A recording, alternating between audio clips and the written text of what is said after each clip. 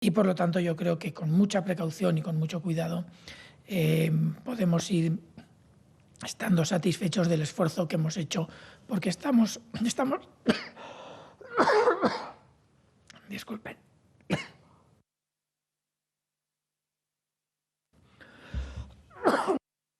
Porque el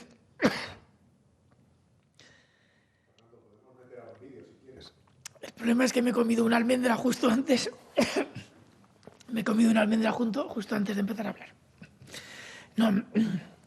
No se preocupen, ya está solucionado.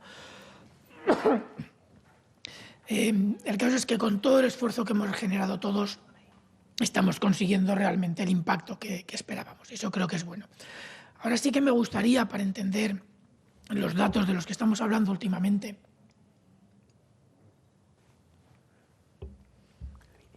sí que me gustaría que introdujeran un gráfico. La gente se puede concentrar en los paseos y en la actividad deportiva. Bueno, primero quiero darle gracias al equipo por haberme traído un caramelito de menta. Bueno, vamos a ver.